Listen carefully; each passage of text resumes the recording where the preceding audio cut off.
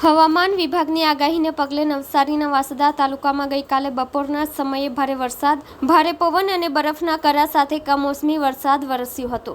જો કે કમોસમી વરસાદ ખેડૂતો માટે આફતનો વરસાદ સાબિત થયો છે. વાસદા સહિતના ગ્રામ્ય વિસ્તારોમાં હાલ કેરીનો પાક મોટા પ્રમાણમાં થાય છે, ત્યારે ભારે પવન સાથે વરસેલા કમોસમી વરસાદને લઈને કેરીના ઝાડો જમીનદોસ્ત થયા હતા. તો ઝાડ પરથી કેરી પણ નીચે પડી જતા ખેડૂતોએ કેરીના ઢગલા કરવા પડ્યા હતા, જેથી ખેડૂતો નહીં પડતા પર પાટું જેવી હાલત થઈ છે. ત્યારે ખેડૂતોએ માથે હાથ દઈને રોવાનો વારો આવ્યો છે.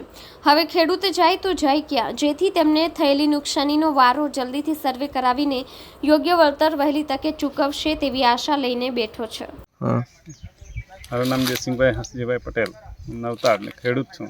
મારે 150 ઝાડ છે કેરીના, એમાં 50% કેરી આવેલી હતી. તે આ વર્ષે છે ને તેમાંથી આ પવનને વરસાદ આવ્યો તેમાં 25% કેરી તો બધી જમીનદોસ્ત થઈ ગઈ.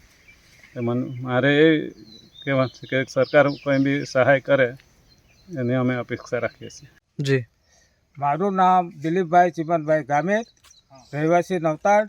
અને ગઈકાલે જે પણ વાવાઝોડા સાથે વરસાદ અને બરફના કરા પડેલ છે, જેથી કેરીને ઘણું નુકસાન થયેલ છે. પ્લસ આંબાના ઝાડ પણ આખા ઉખડી ગયેલ છે, કે જેથી લગભગ મારી ગણતરી મુજબ 100 થી 150 મણ કેરી પડી ગયેલ છે.